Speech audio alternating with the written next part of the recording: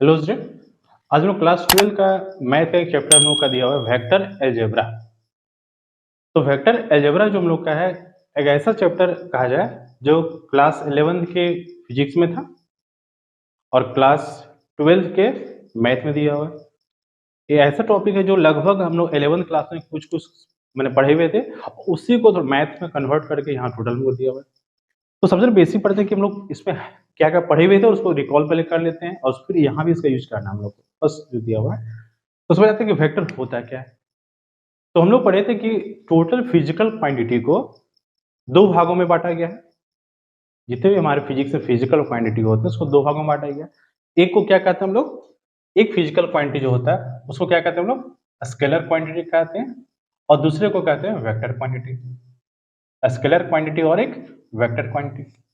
अब आता है कि सर स्केलर क्वांटिटी होता क्या है, वेक्टर क्वांटिटी क्या होता है। तो वैसे फिजिकल क्वांटिटी जिसमें सिर्फ क्या होता है, मैग्नीट्यूड होना चाहिए। वैसे फिजिकल क्वांटिटी जिसमें सिर्फ मैग्नीट्यूड होता है और क्या होता है, नॉट डायरेक्शन। जिसमें डायरेक्शन नहीं होता है, जिसमें सिर्फ मैग्नीट्यूड हो और डायरेक्शन नहीं हो, वैसे फिजिकल क्वांटिटी हम लोग क्या कहते हैं, स्केलर क्वांटिटी कहते हैं। और वैसे फिजिकल क्वांटिटी जिसमें दोनों होना चाहिए, जिसमें क्या होना चाहिए, मैग्नीट्यूड भी है, जिसमें क्या होना चाहिए, मैग्नीट्यूड भी है एंड डायरेक्शन। वैसे फिजिकल क्वांटिटी जिसमें मैग्नीट्यूड और डायरेक्शन दोनों पाया जाता है, दोनों होता है, वैसे फिजिकल क्वांटिटी को हम लोग क्या कहते हैं, वेक्टर क्वांटिटी कहते हैं। अब आते हैं सर कि मैग्नीट्यूड में क्या होगा, डायरेक्शन में क्या होता है। तो मैग्नीट्यूड डायरेक्शन में क्या होता है, जैसे अगर हम किसी को बोले कि 10 किलोमीटर पर आवर बोले, किसी गाड़ी का स्पीड कर दिया हुआ है 10 किलोमीटर पर आवर। तो जो 10 किलोमीटर पर आवर जो है वो क्या क्या कहलाए हम लोग का, वो कहलाए उसका मैग्नीट्यूड कहलाए। अब ये गाड़ी जो किस डायरेक्शन में जा रहा है हमको तो पता नहीं हम लोग को किस डायरेक्शन में जा रहा है।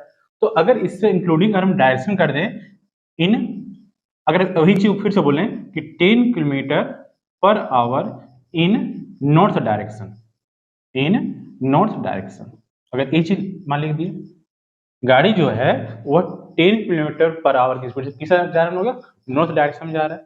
तो अगर नॉर्थ डायरेक्शन जा रहा है तो मतलब क्या हुआ हम लोग का, ये कंडीशन क्या हम लोग का हो गया, ये हो गया मैग्नीट्यूड भी हो गया और ये क्या होगा इसमें का, डायरेक्शन भी हो गया। ठीक है, ये मैग्नीट्यूड भी आ गया और डायरेक्शन भी आ गया। तो इसमें सिर्फ क्या था, मैग्नीट्यूड था, इसमें मैग्नीट्यूड भी और क्या है, डायरेक्शन भी इंक्लूड किया हुआ है। तो ये पार्ट जो है सिर्फ जो मैग्नीट्यूड हो गया, इसको हम लोग क्या बोलेंगे, ये कैसा हो गया हम लोग का, ये हो गया स्केलर हो गया। और जिसमें मैग्नीट्यूड के साथ डायरेक्शन भी इंक्लूड कर दिया है, नॉर्थ डायरेक्शन तो शॉर्ट डायरेक्शन, जिस डायरेक्शन दिया वो क्या हम लोग का हो गया, वो क्वांटिटी क्या कहलाए हम लोग का, वेक्टर क्वांटिटी कहलाए। तो अब इसमें कहते कौन कौन सा फिजिकल क्वांटिटी स्केलर में है, कौन कौन सा क्वांटिटी वेक्टर में है, तो ये आपको याद करना पड़ेगा। फीस में बहुत सा 11 हम लोग लिखवाया गया था, यहाँ भी हम लोग कुछ लिखवा दे रहे क्योंकि जो एग्जाम्पल हम लोग का क्वेश्चन दिया हुआ है कि उसको पता करना है कि कौन स्केलर में कौन वेक्टर में। तो याद रखना पड़ेगा स्केलर में कौन कौन सा फिजिकल क्वांटिटी इसमें आता है और वेक्टर में कौन कौन सा आता है। तो स्केलर में जो आता है हम लोग का वह क्या क्या देख, वो हम लोग हो गया मास, लेंथ, टाइम, ये तीन चीजों को पहले जानना ही है, मास लेंथ टाइम। और क्या है सर, और हम लोग आएंगे तो इसमें आ जाएंगे डिस्टेंस हो गया, और क्या है इसमें हम लोग का स्पीड हो गया, नेक्स्ट क्या है वर्क है, और क्या है पावर है, और क्या हम लोग का है डेंसिटी है। इस सभी जो हम लोग का आ रहा है वह सब क्या हम लोग का, सभी जो है फिजिकल क्वांटिटी क्या कहलाता है हम लोग का, स्केलर क्वांटिटी कहलाता है। मास length time distance speed work power density और भी कुछ हो सकता है। और वेक्टर क्वांटिटी में क्या हम लोग का, वेक्टर क्वांटिटी किसको रखा गया हम लोग को, वेक्टर क्वांटिटी में क्या हम लोग का डिस्प्लेसमेंट, डिस्प्लेसमेंट हो गया, और क्या है हम लोग का वेलोसिटी हो गया, इसके अलावा क्या है हम लोग का एक्सेलरेशन हो गया, और क्या कर सकते हैं हम लोग, वैसे वो फोर्स कर लेते हैं हम लोग, फोर्स। ये सभी जो हम लोग का जो हो गया वह क्या होगा हम लोग का, सभी जो है सो वेक्टर क्वांटिटी हो गया। तो फिजिकल क्वांटिटी को दो भागों में बांटा गया था, स्केलर क्वांटिटी और वेक्टर क्वांटिटी हो गया। स्केलर क्वांटिटी जिसमें सिर्फ ओनली फॉर क्या होता है, मैग्नीट्यूड होता है, डायरेक्शन नहीं पाया था, वो हो गया स्केलर क्वांटिटी हो गया। और जिसमें मैग्नीट्यूड और डायरेक्शन दोनों होता है वो वेक्टर क्वांटिटी कहलाता है हम लोग का।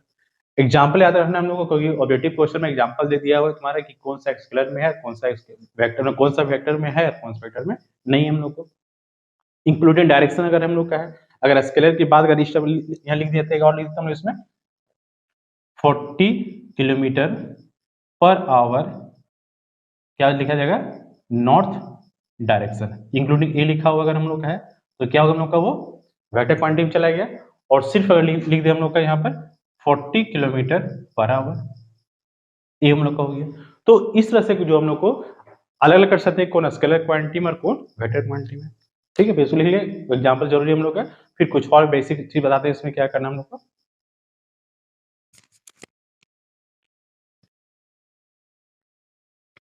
अब इसके बाद क्या हम लोग करना है, ये हो गया स्केलर क्वांटिटी और वेक्टर क्वांटिटी पहले क्लियर हो गया। अब आते हैं इसमें कुछ टॉपिक चीज जो और हम लोग को जानना है हम लोग को।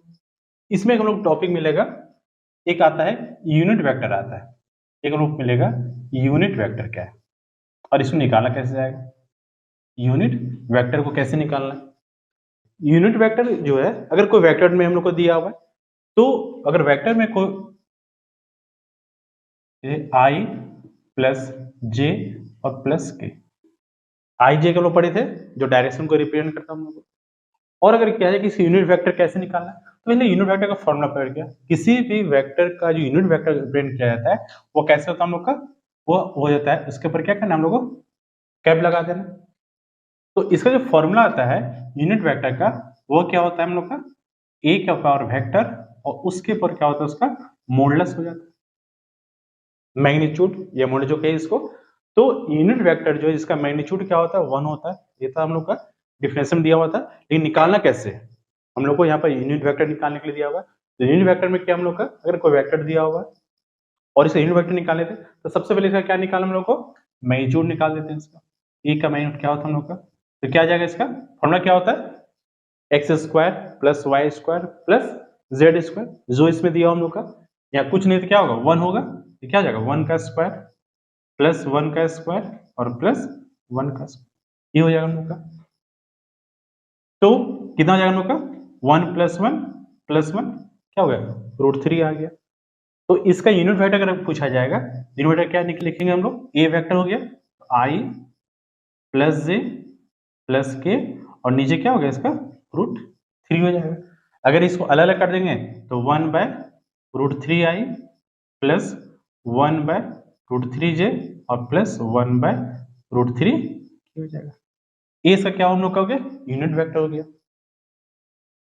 अब यूनिट वेक्टर के अलावा क्या हम लोग का है कि उसमें जो दिया हम लोग का है कि को इनिशियल और कोलिनियर, दो चीज मुझे जानना है, कोलिनियर क्या होता है, को इनिशियल क्या होता है।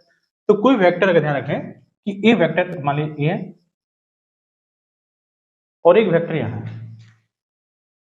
तो दोनों वेक्टर का जो है इनिशियल पॉइंट क्या सेम हम लोग का, मान लीजिए वेक्टर ए है और ये वेक्टर क्या है बी है, तो दोनों वेक्टर का जो स्टार्टिंग पॉइंट जो हम लोग का है वह क्या सेम पॉइंट पर आ रहा है, यहां से निकल हम लोग का। तो ऐसे वेक्टर को हम लोग क्या बोलते हैं, इसको कहा जाएगा को इनिशियल वेक्टर कहते हैं। इसको कहा जाता है को इनिशियल वेक्टर कहते हैं, जिसका क्या स्टार्टिंग पॉइंट इनिशियल पॉइंट क्या होना चाहिए, दोनों का सेम होना चाहिए। तो दोनों का इनिशियल पॉइंट सेम हो रहा है तो वैसे वेक्टर को क्या कहते हैं हम लोग, को इनिशियल वेक्टर कहते हैं। और एक होता है कोलिनियर वेक्टर, क्या होता है जब दो वेक्टर क्या होना चाहिए, एक दूसरे का क्या होना चाहिए, पैरेलल होना चाहिए। अगर दोनों वेक्टर दूसरे का पैरेलल हो रहा है तो वैसे वेक्टर को हम लोग क्या बोलते हैं, वह कहलाता है कोलिनियर वेक्टर कहलाता है। और एक होता है इक्वल वेक्टर में दिया हुआ है, मान लीजिए ए वेक्टर है और ए बी वेक्टर है। अगर दोनों वेक्टर का मैग्नीट्यूड और डायरेक्शन, दोनों वेक्टर का अगर मैग्नीट्यूड और डायरेक्शन सेम होगा तो वैसे वेक्टर को हम लोग क्या बोलते हैं, वह वेक्टर क्या कहलाता है, इक्वल वेक्टर कहलाता है। वह वेक्टर क्या कहलाएगा, इक्वल वेक्टर कहलाएगा। तो दोनों का मैग्नीट्यूड और दोनों का डायरेक्शन क्या होना चाहिए, सेम होना चाहिए। तो कभी क्या होता है फिगर बना देगा, अब पूछेगा इसमें कोलिनियर कौन है, कोइनिशियल कौन है, इक्वल कौन है। ध्यान रखना कि अगर दोनों का डायरेक्शन सेम है और अगर मैग्नीट्यूड दोनों का सेम है तो वह क्या कहलाएगा हम लोग का, वह जो इक्वल वेक्टर कहलाएगा। जैसे मान लीजिए सिंपल एक बनाते हैं हम लोग, एक ये हो गया यहाँ से स्टार्टिंग करें हम लोग, ये 2 हो गया, यहाँ से कल ले जा रहे हैं हम लोग इस डायरेक्शन में, और चौथा जो है सो इस डायरेक्शन। ठीक है, अब ए पॉइंट पर हम लोग का ए है, बी है, सी और डी। अब इसमें अगर पूछ दे कि हम लोग का इसमें कोलिनियर वेक्टर कौन सा है और को इनिशियल वेक्टर कौन सा है हम लोग का, तो ए वेक्टर स्टार्टिंग ए जा रहा है और यहाँ ये हम लोग दोनों का एक हम लोग का, और तीसरा डायरेक्शन यहाँ है और चौथा डायरेक्शन यहाँ चल रहा है हम लोग का, ए और हम लोग का। तो आपको जानना पड़ेगा कि ए वेक्टर का स्टार्टिंग दोनों का सेम पॉइंट है हम लोग का, तो ए और डी जो होगा वो क्या होगा हम लोग का को इनिशियल वेक्टर कहलाएगा। और इसमें देखिए हम लोग का बी का स्टार्टिंग यहाँ से है और सी का स्टार्टिंग यहाँ से, बी और सी जो है क्या होगा को इनिशियल वेक्टर नहीं हो सकता। तो ध्यान रखिए को इनिशियल है या नहीं है वो आपको जानना पड़ेगा, और मैग्नीट्यूड जानना पड़ेगा, मैग्नीट्यूड सेम है हम लोग का। तो ध्यान रखिए इसमें क्या हम लोग का इक्वल वेक्टर इसमें तो कोई नहीं लग रहा हम लोग का, इसका इधर डायरेक्शन इधर है, इसका डायरेक्शन इधर ए सेम जा रहा है हम लोग का। चलिए ये हो सकता है ए और सी क्या हो सकता है हम लोग का को इक्वल वेक्टर हो सकता है, क्योंकि ए का जो मैग्नीट्यूड यहाँ है और इसका भी मैग्नीट्यूड दोनों का सेम हो रहा है और डायरेक्शन भी दोनों का सेम है, इसी इधर जा रहा है हम लोग का, इसलिए ए और सी क्या हो गया हम लोग का ए और सी इक्वल वेक्टर हो गया। तो ए और सी इक्वल वेक्टर हो गया और ए और डी क्या होगा हम लोग का को इनिशियल वेक्टर। इस तरह से हम लोग को इनिशियल और कोलिनियर वेक्टर को हम लोग फाइंड कर सकते हैं। ठीक है,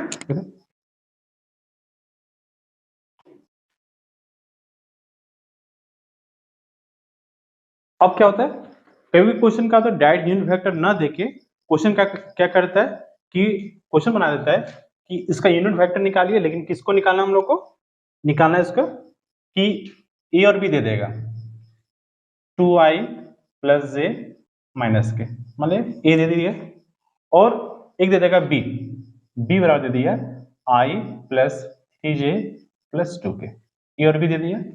और क्या बोल देगा कि इसके सम का यूनिट वेक्टर निकालना है क्या हम लोग को यूनिट वेक्टर निकालना है, लेकिन किसका निकालना है सम्स के निकालना है। सम निकालने के बाद इसका unit vector find unit vector जो निकालना है ए और बी के वेक्टर के सम का यूनिट वेक्टर निकालना है। क्वेश्चन इस तरह भी दे सकता है। तो पहले क्या करना है हम लोग को, पहले सम निकाल दीजिए दोनों का, पहले दोनों वेक्टर का क्या निकालना है सम निकालना है। तो ए और बी तो 2i प्लस जे माइनस के हो गया और बी में क्या हो जाएगा i plus 3j plus 2k। पहले दोनों का क्या करना है सम निकालना है, दोनों को पहले जोड़ दीजिए। तो i को i के साथ जोड़ना है हम लोग को, क्या होगा 3i, j को j के साथ 4j और माइनस के में चल जाएगा 2, क्या होगा 1 के बचेगा। तो a प्लस बी आया हम लोग का, तो a प्लस बी जो है वो क्या है हम लोग का सम आया। अब सम आने के बाद इसका क्या निकालना है यूनिट वेक्टर निकालना है। तो इसको हम लोग कुछ सी मान लेते, मान जो आया उसको क्या मान लें हम लोग सी मान लें। तो 3i plus 4j plus k हो गया। अब इसका यूनिट वेक्टर निकालते हैं, इसका यूनिट वेक्टर क्या होगा यूनिट वेक्टर निकाल दिया इसका हम लोग यूनिट वेक्टर, तो c के पावर कैप हो जाएगा। तो फॉर्मूला क्या हम लोग पढ़े थे वेक्टर और नीचे क्या होता है उसका मैग्नीट्यूड निकाल देते हैं। तो c का वैल्यू क्या हो जाएगा हम लोग का ऊपर है 3i प्लस 4j प्लस के और नीचे इसका मॉडल निकल जाएगा हम लोग का 3 का स्क्वायर प्लस 4 का स्क्वायर और प्लस 1 का स्क्वायर, क्या हो जाएगा 3i प्लस 4j प्लस के और नीचे रूट कितना हो जाएगा 9 प्लस 16 प्लस 1, 9 प्लस 16 प्लस 1 हो जाएगा। तो हो जाएगा 3i प्लस 4j प्लस के बाय में कितना हो जाएगा 26 हो जाएगा आंसर। तो ध्यान क्या रखना हम लोग को कि क्वेश्चन क्या पूछ रहा है फाइंड यूनिट वेक्टर कब, जब उसका जो है क्या बोल रहा है सम होने के बाद, सम करने के बाद उस यूनिट वेक्टर निकाल सकते हम लोग। हमको क्या निकालने बोल निकालने के लिए find the value of X Y and Z जो है अगर वेक्टर है, और इसमें क्या इक्वेशन दे दिया हम लोग का, इक्वेशन हम लोग का है X I plus Y J plus 7k and 3i plus 5j plus 2k Z के आर इक्वल वेक्टर्स। ठीक है, क्या बोल दिया हम लोग का कि एक्स वाई जेड का वैल्यू फाइंड करना है जिसमें से दोनों वेक्टर जो है वो क्या हम लोग का इक्वल वेक्टर्स है। तो सबसे आसान है कि अगर दो वेक्टर इक्वल्स है तो उसके जो मैग्नीट्यूड जो होते हैं कंपोनेंट्स वो भी क्या होते हैं, बराबर होते हैं। ज्यादा कुछ दिमाग नहीं लगाना हम लोग को। इसका और अगर ए वेक्टर ए होता और ए वेक्टर बी होता, दोनों का वैल्यू क्या होता है, सेम होता है। इसका होगा हम लोग का x I plus Y J plus 7k बराबर क्या होगा 3i plus 5j plus Z के।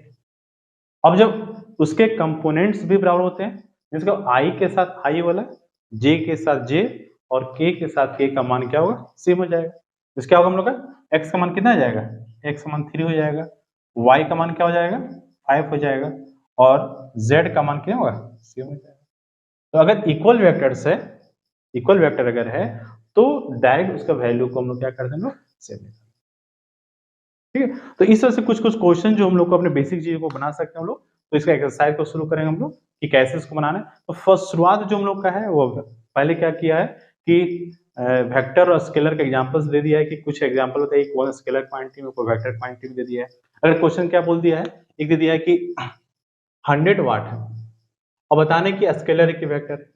अब आपको जानना पड़ेगा वाट जो होता है वो किसका होता है, वाट जो यूनिट है पावर का होता है। तो पावर क्या है वो आप समझ जाइए, पावर क्या है। तो यूनिट्स के आधार पर जानना पड़ेगा यूनिट क्या होता है। कई बात बोलते कि 40 न्यूटन है, अब बताइए क्या है, स्केलर की वेक्टर है। तो न्यूटन क्या फोर्स का होता है, तो फोर्स अगर वेक्टर है तो ये भी क्या होगा हम लोग का वेक्टर हो गया।